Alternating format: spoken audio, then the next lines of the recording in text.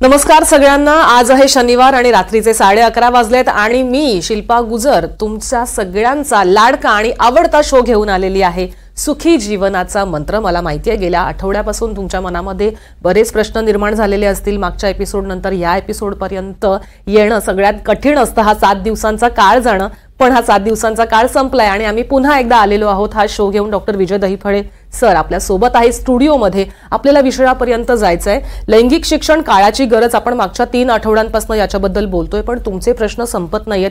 ईमेलवरती असो, व्हॉट्सॲपवरती असो, तुम्ही असंख्य प्रश्न विचारतात आणि त्याच्याचमुळे हा विषय आम्ही पुढे घेऊन चाललेलो आहोत।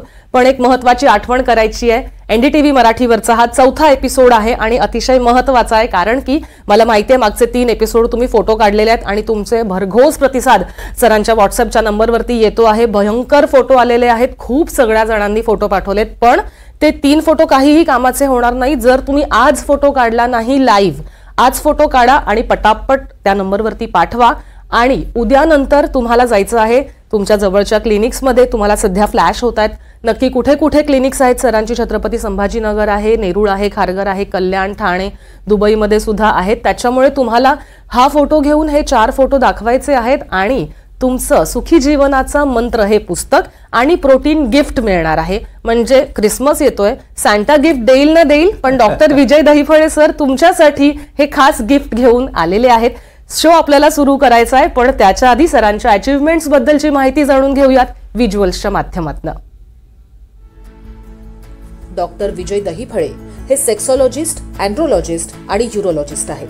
ते आंतरराष्ट्रीय पातळीवर नावाजलेले डॉक्टर असून या समस्येने त्रासलेल्या लोकांसाठी आशेचा किरण म्हणून कार्य करत असतात।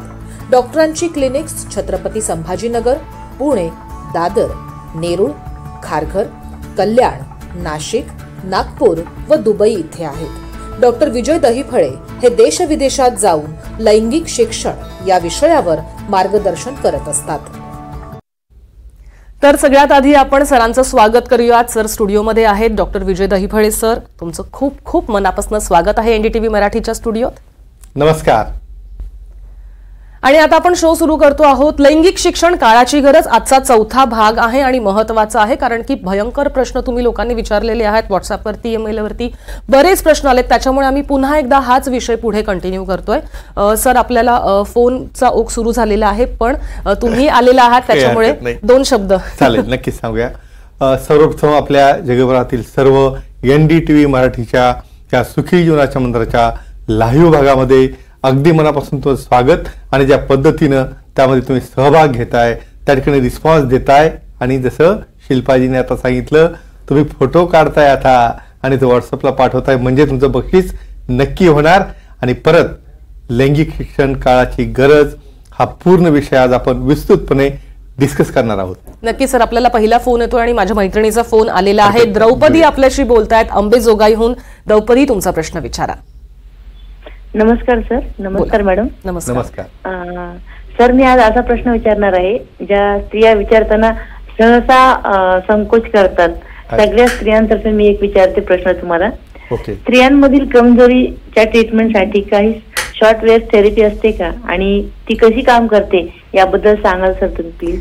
नक्कीच द्रौपदीजी, अतिशय सुंदर प्रश्न विचारलाय आणि तुमचं खूप खूप मनापासून कौतुक। तुम्ही खरंच म्हणालात की बऱ्याच स्त्रियांच्या मनात असे प्रश्न असतात पण विचारायला धजावत नाही, आणि म्हणूनच आमचा हा शो आहे, हा जो प्लॅटफॉर्म एनडीटीव्ही मराठीच्या माध्यमातून सरांनी उपलब्ध करून दिलाय तो खूप महत्त्वाचा ठरतो। सर काय सांगाल द्रौपदीताईंनी जे विचारले आपल्याला? यालाच म्हणायचं आपल्या या मंचाची पोच पावती। येस, आणि हा खरंच भाग आहे की कुठंतरी आपल्याला एक वाचा फोडण्याचं काम, की स्त्रीचा देखील तो हक्क आहे की मला काय आवडतं, काय न आवडतं आणि मलाही कमजोरी असते का, सांगूया। खरं या ठिकाणी सर्वात महत्त्वाची गोष्ट सांगतो मी की या ठिकाणी स्त्रियांमध्ये सेक्शुअल डिस्फंक्शन किंवा लैंगिक कमजोरी असते का? कारण बऱ्याच जणांना असा समज आहे जे काही प्रॉब्लेम आहेत ते फक्त पुरुषांना आहेत आणि स्त्रियांनी निमूटपणे जे चालू आहे अति सुंदर आहे, अति छान आहे असं म्हणून निमूटपणे पुढे जायचं का? नाही। शॉक वेव्ह थेरपी, अतिशय ॲडव्हान्स टेक्नॉलॉजी। बऱ्याचशा स्त्रियांमध्ये पाळी येताना, पाळीच्या 8-10 दिवस अगोदर किंवा बऱ्याचदा पाळी जात असताना क्रॉनिक पेल्विक पेन सिंड्रोम एक असा प्रकार आहे की कॉन्स्टंट स्त्रियांचं म्हणणं असतं की माझी कंबरदुखी आहे, माझी पाठदुखी आहे आणि सीझर केल्यानंतर मला पाठीत इंजेक्शन लावलं त्यामुळे मला त्रास होतो. पण त्या शॉकिओथेरपीमध्ये एक स्पेसिफिक शॉक पेल्विक रिजन मध्ये दिले जातात आणि त्या शॉक्स दिल्यामुळे त्या मल्टिपल सेटिंग असतात आणि ते घेतल्यानंतर हा क्रॉनिक पेन असतो आणि हा असह्य पेन असतो जो कोणाला सांगता येत नाही. याला डिस्पॅरोनिया म्हणतात, म्हणजे ऍक्ट करताना देखील त्या ठिकाणी पेन होत असतो आणि म्हणून हळूहळू त्या ठिकाणी स्त्री दूर जात असते पार्टनरपासून. पण आता असं होणार नाही कारण ह्या थेरपी आपल्याकडे अवेलेबल आहेत. नक्कीच सर. आपल्याला अजून एक फोन येतोय. संदीप आपल्याशी बोलतायत अहिल्यानगरहून. संदीपजी तुमचा प्रश्न विचारा. नमस्ते सर. हॅलो. बोला संदीपजी, बोला, आम्ही ऐकतोय. हा सर, मला असं विचारायचं आहे की कमजोरीसाठी दिली जाणारी पी-शॉट थेरपी काय असते आणि ती कोणत्या तत्वावर काम करते याबद्दल माहिती पाहिजे. नक्कीच संदीपजी, अतिशय सुंदर प्रश्न आहे. पी-शॉट थेरपी बद्दल त्यांनी विचारलंय, म्हणजे आपले प्रेक्षक किती सजग आहेत आणि अभ्यास करून आपल्याला प्रश्न विचारतात. आणि विशेष म्हणजे मला सांगतात, दाखवतात की आम्ही नेटवर सर्च करतो शो सुरू झाला की तुम्ही टॉपिक आपण दिलेला असतो, सांगूया पी-शॉट थेरपी काय. खूप जणांना या थेरपी काय असतात माहित नाही.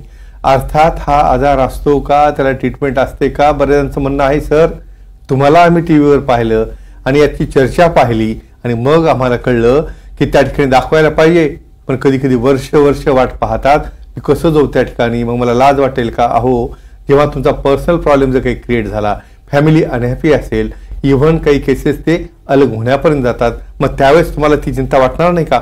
आता पी-शॉट थेरपी कशाला म्हणतात.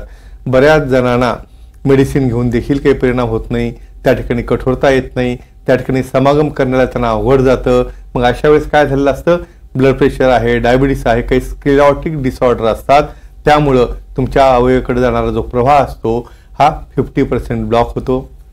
जसं प्रत्येक गोष्टीला सर्व्हिसिंग असते, आपल्याला माहिती आहे. वय वाढलं, केस पांढरे झाले, टक्कल पडलं, चष्मा लागला, हातात काठी आली, त्याची लाज वाटली का, नाही वाटत. मग आपल्याला कमजोरी आल्यानंतर ह्या आजारांवर जर मेडिसिन काम करत नसतील तर अशा वेळेला स्वतःच्याच बॉडीच्या सेल्स काढून त्याला ऍक्टिव्हेट करून त्यामध्ये इन्ग्रिडियंट ग्रोथ फॅक्टर्स आहेत हे टाकून ते इंजेक्ट केले जातात आणि जी गोळी काम करत नाही ती काम करायला लागते आणि व्हॅक्यूम थेरपी देखील ऍड करता येते. आपण या परत चर्चेमध्ये पाहणार आहोत. नक्कीच सर. आपल्याला कारण की बरेचसे फोन येत आहेत, त्याच्यामुळे थांबावं लागतंय तुम्हाला. मृणालिनी आपल्याशी बोलतायत परभणीहून. मृणालिनी तुमचा प्रश्न विचारा. नमस्कार सर. नमस्कार जी, बोला. सर, पार्टनरच्या पाठीच्या मणक्याचे फ्रॅक्चर झालेले आहे, कमजोरी येऊ शकते का, त्याबद्दल माहिती हवी.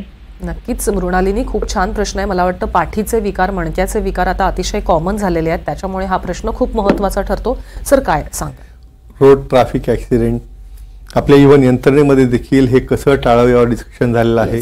अहो, साधे खड्ड्यांचा प्रश्न पाहतो, त्यामध्ये तुम्ही जम्पअप झाल्यामुळे ओल्ड एज मध्ये 50s मध्ये मणक्याचं फ्रॅक्चर होतं, सांगूया आपण. पण बऱ्याचदा काय वाटतं, समजा काही ऍक्सिडेंट झाला, मणक्याचं फ्रॅक्चर झालं आणि कम्प्लिटली तो समोरचा पार्टनर म्हणतो की मला कसल्याही प्रकारची त्या ठिकाणी कठोरता येत नाही, मी संबंध करू शकत नाही, समागम होत नाही, असं होऊ शकतं का. त्या ठिकाणी तुम्हाला बेसिक मेकॅनिझम समजायला हवं. जेव्हा आपण क्रियेत जातो तेव्हा ब्रेनकडनं नायट्रिक ऑक्साईड तयार होऊन तुमच्या अवयवाकडे रिस्पॉन्स जातो. त्या ठिकाणी सायक्लिक GMP, सायक्लिक AMP आणि प्रोस्टाग्लॅंडिन सारखे सबस्टन्स रिलीज झाल्यानंतर त्या ठिकाणी ब्लड प्रवाह जाऊन मग कठोरता यायला सुरू होते. आणि काय होतं मग या फ्रॅक्चरमध्ये, ब्रेनकडनं जाणारे इम्पल्सेस, प्रीफ्रंटल कॉर्टेक्सला मिळणारा संदेश हा खुंटला जातो. सिम्पॅथिक सिस्टीम, पॅरासिम्पॅथेटिक सिस्टीम यामध्येही देखील प्रॉब्लेम येऊन नक्कीच अशा केसमध्ये कमजोरी येते. पण ट्रीटमेंट घेतली, तज्ज्ञांना दाखवलं, सेक्सॉलॉजिस्ट, अँड्रॉलॉजिस्ट दाखवलं तर नक्कीच यावर उपाय आहे. तुम्हाला काळजी करायची गरज नाही. नक्कीच काळजी करायची गरज नाही, कारण की तुम्ही हा शो बघताय आणि डॉक्टर विजय दहीफळे अतिशय सायंटिफिक आणि शास्त्रोक्त पद्धतीने ही माहिती देत आहेत. द्रौपदी यांचा पुन्हा एकदा फोन आलेला आहे. द्रौपदीताई, तुम्ही प्रश्न विचारू शकता. सर, स्त्रियांमधील कमजोरीच्या ट्रीटमेंट बद्दल तुम्ही सांगितलं, जर पुरुषांमध्ये जर कमजोरी असेल आणि त्यावरती कोणती ट्रीटमेंट काम करत नसेल तर त्यावर काही उपाययोजना असतात का. नक्कीच उपाययोजना असतात, कारण की तुम्ही अगदी योग्य ठिकाणी पुन्हा एकदा तुमचा फोन लागलाय, त्याच्यामुळे तुमचं पुन्हा एकदा कौतुक आहे की त्यांनी स्त्रियांच्या कमजोरीबद्दल विचारलंच, पण आता पुरुषांच्या कमजोरीबद्दल कौतुकास्पद असतं. मग जशी स्त्री काळजी घेते आपल्या पार्टनरची तसं त्या पुरुषानं देखील तिची काळजी घेतली पाहिजे, हा संदेश यातनं जातो. सांगूया आपण. बऱ्याचदा काय होतं, हा अशा प्रकारचा आजार असतो, एक तर लपवता सांगत नाही आणि ट्रीटमेंटला गेल्यानंतर तुम्हाला त्यामध्ये बरेचदा रिझल्ट येत नाही. मग अशा वेळेला तरी देखील नाराज का व्हायचं नाही. समजा मेडिसिन काम नाही केले, आपल्याकडं इंजेक्टेबल थेरपी आहे, पी-शॉट थेरपी आहे, व्हॅक्यूम थेरपी आणि शेवटचा अतिशय रामबाण उपाय पेनाइल इम्प्लांट. त्यामध्ये खूप वेगवेगळे प्रकार आहेत, इन्फ्लेटेबल आहेत, रिजिड आहेत, सेमी रिजिड आहेत. हे सर्व विस्तृत आपल्या येणाऱ्या विविध भागांमध्ये आपण पाहणार आहोत. पण त्यातनं एकच संदेश सांगेन, कुठल्याही पुरुषांनी मला कमजोरी आहे म्हणून डिप्रेस होणे, नाराज होणे, इव्हन शेवटचं टोक उचलण्यापर्यंत जातात, एकमेकाला सांगत नाहीत. अशी करायची अजिबात गरज नाही. नक्कीच. आणि त्याच्यामुळेच तुमचा पार्टनर जेव्हा आजारी असतो किंवा काही विकार त्यांना येत असतात तेव्हा तुमचा इमोशनल सपोर्ट हा खूप महत्वाचा ठरतो. आणि हाच संदेश डॉक्टर विजय दहीफळे सर गेल्या अनेक वर्षांपासून जोडप्यांना देत आहेत. आपल्याला अजून एक फोन येतोय. संध्या आपल्याशी बोलतायत. संध्याताई, तुमचा प्रश्न विचारा. नमस्ते सर. नमस्कार संध्याजी, बोला. सर, प्रेग्नेन्सी आणि डिलिव्हरीमुळे माझ्या अंगात ढिलेपणा आला असेल तर काय याच्यावर ट्रीटमेंट असेल याबद्दल सांगा. नक्कीच, तुमचं अतिशय कौतुक आहे. मला वाटतं प्रत्येक स्त्रीच्या मनातला हा प्रश्न आहे. कारण की आणि ती भीती की आपला पार्टनर आपल्याला पुन्हा एकदा त्या पद्धतीने एक्सेप्ट करेल का नाही. आणि ते एकदम सुंदर उदाहरण तुम्हाला सांगतो, जे की ऍक्च्युअल माझ्या ओपीडी मध्ये ह्या गोष्टी घडतात. सांगूया आपण. काय होतं या ठिकाणी, स्त्रियांमध्ये प्रेग्नन्सी राहणं, डिलिव्हरी होणं, डिलिव्हरी झाल्यानंतर त्या ठिकाणी सैलपणा येणं आणि नंतर परत इन्व्होल्युशन, म्हणजे 3 ते 6 महिने लागतात ते पूर्वज बदल होण्यासाठी. काही केसेस तर अशा पाहिल्या आहेत, त्या ठिकाणी पार्टनर काय म्हणतो, या ठिकाणी हा ढिलेपणा आहे ना, तोपर्यंत तू माहेरी जा, आणि माहेरी गेल्यानंतर जेव्हा तू नीट होशील ना तेव्हा परत ये. आणि असं पुरुषाला झालं तर पुरुषाला कुठे पाठवायचं, अजिबात नाही ना. तर एकच सांगतो मी या ठिकाणी, अशा वेळेला तुम्ही ऍक्सेप्ट करा, तुमच्या पार्टनरला सांगा, तुमच्या पार्टनरमध्ये पण थोडी सजगता पाहिजे. चला आपण दाखवूया सेक्सॉलॉजी ऍडव्हान्सना कोशॉट थेरपी आहे. गरज पडल्यास वजायनल टायटनिंग किंवा वजायनल प्लास्टी अशा सर्जरी करून तुम्हाला परत तुम्ही यौवनात असणारा जशा प्रकारचा तुमचा फील आहे, जो एन्जॉयमेंट आहे, तुम्ही स्वतःही घेऊ शकता, पार्टनरलाही देऊ शकता. नक्कीच. संध्याताईंच्या प्रश्नाला नक्कीच अतिशय सुंदर आणि समर्पक असं उत्तर तुम्ही दिलेलं आहे. मला वाटतं संध्याताईंबरोबर तमाम माझ्या महिला वर्गातल्या ज्या मैत्रिणींच्या मनात हा प्रश्न होता त्यांना उत्तर मिळालेलं आहे. आपल्याला आणखी एक फोन येतोय. घनश्याम आपल्याशी बोलतायत. घनश्यामजी, तुमचा प्रश्न विचारा. नमस्कार सर. नमस्कार, बोला. पुरुषातील कमजोरीसाठी काही ट्रीटमेंट असते का व त्याची काही दुष्परिणाम असतात का, त्याबद्दल माहिती द्यावी. नक्कीच. पुरुषांच्या कमजोरीबद्दल सरांनी थोड्या वेळापूर्वी माहिती दिली आहे, पण ट्रीटमेंट बद्दल सर ते विचारतायत. दुष्परिणाम. येस. आणि ही भीती फार मोठी आहे की आम्ही ही गोळी खाल्ली आणि मला हार्ट अटॅक आला आणि म्हणून मला प्रॉब्लेम झाले, म्हणून माझं बीपी वाढलं, म्हणून मला डायबिटीज झाला. सांगूया आपण हे मिसकन्सेप्शन काय आहेत ते. हे बघा, कमजोरी हा तुमच्या वयानुसार येणारा घटक आहे, जो की प्रत्येक व्यक्तीला वयाच्या 35-40 पासनं ते पुढे तुम्हाला जसं मेंटेनन्स लागतं त्याप्रमाणे हा लागणार आहे. सर्वात महत्वाचं हे समजून घ्या की हा आजार नाही, हा लाईफस्टाईल डिसऑर्डर आहे. आणि शरीरात बदल झाल्यानंतर जसं तुम्हाला ते ऍक्सेप्ट करावं लागतं त्या पद्धतीने ही ट्रीटमेंट असते. बऱ्याचदा मित्र कंपनी कट्ट्यावरच्या गप्पामध्ये अशी भीती घालून देते की ही जो गोळी खाल्ली तर अटॅक येईल, ही गोळी खाल्ली तर बीपी वाढेल, ही गोळी खाल्ली तर आणखी काय होईल. मित्रांनो, असं अजिबात होत नसतं. पण महत्वाचं आहे काउंटरवर जाऊन स्वतः मेडिकेशन घेणं. त्यामध्ये तुम्ही मग त्या गोळीला दोष द्यायला लागतं, कारण का ऑलरेडी तुम्हाला मेडिसिन चालू आहेत, बीपीचे आहेत, आणखी कुठली आहेत, आणि त्यात हे जर ऍड झालं, ऑलरेडी ज्याला हार्टचा प्रॉब्लेम आहे अशाने जर चुकून गोळी घेतली आणि सेक्सॉलॉजीचा सल्ला घेतला नाही तर या ठिकाणी जर प्रॉब्लेम आला तर गोळीला दोष देऊन काही उपयोग वाटत नाही. नक्कीच. कारण की सेल्फ मेडिकेशन नकोय, सेल्फ मेडिकेशन नकोय, युट्यूब मेडिकेशन नकोय, गुगल मेडिकेशन नकोय. कारण की आता सगळेच डॉक्टर झालेले आहेत, त्याच्यामुळे हा घेऊन बघू काय फरक पडतो असं होतं. पण असं करायचं नाहीये. तुम्हाला अतिशय महत्वाचं आहे तज्ज्ञांचा सल्ला घेणं आणि त्याच्यानुसार मेडिकेशन घेणं. आणि त्यामुळेच डॉक्टर विजय दहीफळे सरांची क्लिनिक्स बघून घ्यायचे, आपल्या घराजवळ नेमकी कुठे आहेत, अपॉइंटमेंट घ्यायची आणि भेटायचं आणि मगच तुम्हाला मेडिकेशन सुरू करायचं. आपल्याला अजून एक फोन येतोय. मनाली आपल्याशी बोलतायत पुण्याहून. मनाली, तुमचा प्रश्न विचारा. नमस्कार सर. नमस्कार. माझ्या पार्टनरला डायबिटीस आहे आणि त्यामुळे कमजोरी आली आहे आणि ब्लू पिल ज्या आहेत त्या देखील काम करत नाहीयेत. तर यावर काय उपाय आहे ते नक्कीच सर उपाय सांगतील. विचारा. आणखी काही विचारायचं आहे? बोला.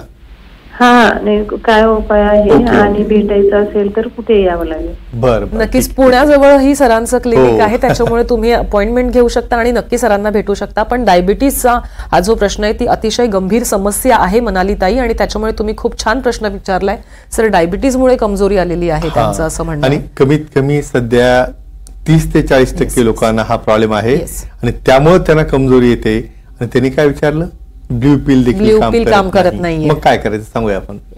मित्रांनो, हे बघा, तुम्हाला डायबिटीज, ब्लड प्रेशर, ओबेसिटी अतिशय तिघं एकमेकाचे मित्र आहेत, एकटा कुणीच येत नाही. मग करतं काय यामध्ये की हा डायबिटीज झाल्यानंतर तुम्हाला त्या ठिकाणी जे संवेदना ब्रेनकडनं जातात त्या कमी होतात, रक्तवाहिन्या ब्लॉक होतात, त्याचा दाह होतो आणि रक्तपुरवठा न गेल्यामुळं त्या ठिकाणी तुम्हाला कठोरता किंवा इरेक्शन येत नाही. मग अशा केसमध्ये ब्ल्यू पिल का काम करत नाही, तुमचा इनपुटच गेला तर त्या ठिकाणी तुम्हाला गोळीला दोष देऊन उपयोग नाही.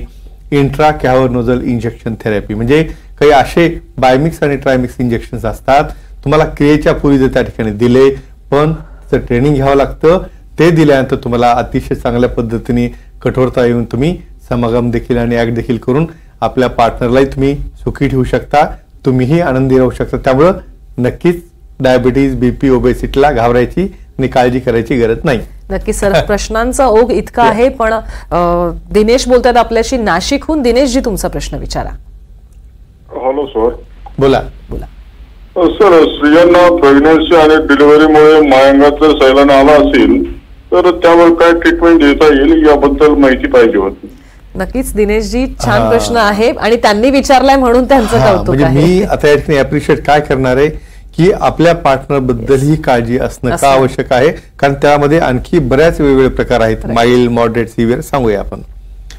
प्रथम मी तुमचं मनापासून अभिनंदन का करेल की आपल्या पार्टनरशी इतकी जवळीक असायला पाहिजे की ती न बोलता तुम्ही त्यात ओळखायला पाहिजे. तर तुम्हाला बऱ्याचदा सुरुवातीला हार्मोनल थेरपी ट्रीटमेंट असतात, बऱ्याचदा लोकल इस्ट्रोजन क्रीम सारख्या क्रीम आहेत, किंवा बऱ्याचदा काय होतं की या ठिकाणी मेन्सेस गेल्यानंतर त्या ठिकाणी पेल्विक फ्लोअर हा ढिला पडतो. आणि मग अशा केसमध्ये किगल एक्सरसाइज सुद्धा एक नॅचरल एक्सरसाइज आहे, ज्यामध्ये की आपण खालचा मूलबंद बंद करणं आणि ओपन करणं असं 10 सेकंद 10-15 वेळेला जर रिपीट केलं तर तुम्ही माइल्ड फॉर्म मध्ये त्यात कव्हर होता. समजा त्यात जर तुम्हाला वाटलं की मला आणखी थोडा इफेक्ट नाहीये, पोशॉट थेरपी आहेत, वजानल रिकन्स्ट्रक्शन्स आहेत आणि बरेचदा वजनोप्लास्टी करून देखील आपल्याला हा सेलपणा घालवता येतो. आणि एक महत्वाची गाईडलाईन तुम्हाला सांगतो की आपल्या पार्टनरचा हा प्रॉब्लेम पार्टनर जर बोलत नसेल ना तर तुम्ही समजून घ्या आणि दोघांनी डिस्कशन करा. हा मी मेसेज नक्की द्यायला या ठिकाणी विसरणार नाही, कारण स्वतःच तुम्ही ओढेला असता प्रॉब्लेम सांगायचा कोणाला, हा तर पर्सनल प्रॉब्लेम आहे. नक्कीच सर, अजून एक फोन येतोय. शशिकांत आपल्याशी बोलतायत मुंबईहून. शशिकांत, तुमचा प्रश्न विचारा. हॅलो. बोला. सर, कधी कधी संबंध करताना माझ्या वाईफच्या लेफ्ट साईडला पोटामध्ये दुखतं खाली, त्यावेळेस संबंध झाल्यानंतर परत राहतं म्हणजे अर्धा 15-20 मिनिटांनी. बर, ठीक आहे. वय काय तुमचं आणि तुमच्या मिसेसचं? तिचं वय 33च्या आसपास आणि माझ्या 40च्या. ठीक आहे. सांगूया तुम्हाला. काही ऑपरेशन झालंय अशामध्ये एखादं काही त्यांचं? हो.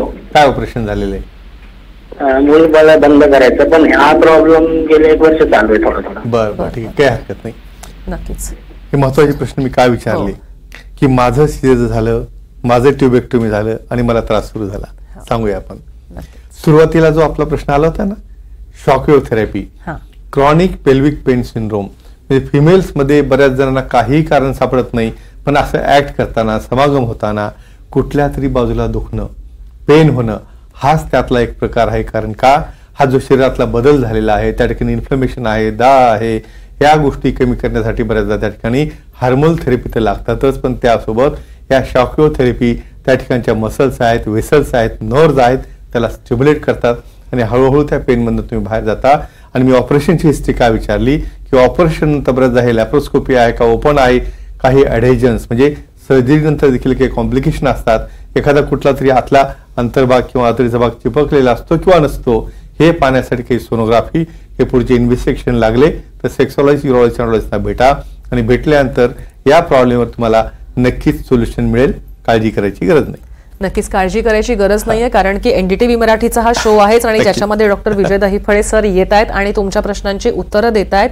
शो संपायला अगदी थोडा कालावधी राहिलाय, प्रश्नांचं ओघ काही थांबत नाहीये, पण काय करू, थांबावं लागतंय. पण त्याच्या आधी सगळ्यात महत्वाची आठवण तुम्हाला करून द्यायची आहे, ती म्हणजे आपले फोटो तुम्ही काढलेले नसतील तर अजून काढून घ्या, कारण की शो सुरू आहे आणि लाईव्ह फोटो हे खूप महत्वाचे आहेत, त्याच्यामुळे ते ध्यानात ठेवायचे. आजचा 4था एपिसोड आहे आणि आज तुम्हाला आमच्या दोघांचे आता जो लाईव्ह शो सुरू आहे त्याचा फोटो काढायचा आहे आणि हे फोटो घेऊन तुम्हाला जवळच्या क्लिनिक्समध्ये जायचं आहे आणि तुमचं गिफ्ट घेऊन यायचं आहे. नाताळच्या आधी म्हणजे अगदी उद्या सुद्धा तुम्ही हे गिफ्ट घेऊ शकता. डॉक्टर विजय दहीफळे सर तुम्हाला तुम्ही जर 4 सलग फोटो काढलेले असतील आमच्या दोघांचे लाईव्ह शोचे तर तुम्हाला मिळणार आहे सुखी जीवनाचा मंत्र हे पुस्तक आणि शिवाय प्रोटीन सुद्धा मिळणार आहे. त्याच्यामुळे तुमचं गिफ्ट घ्यायला अजिबात विसरायचं नाहीये.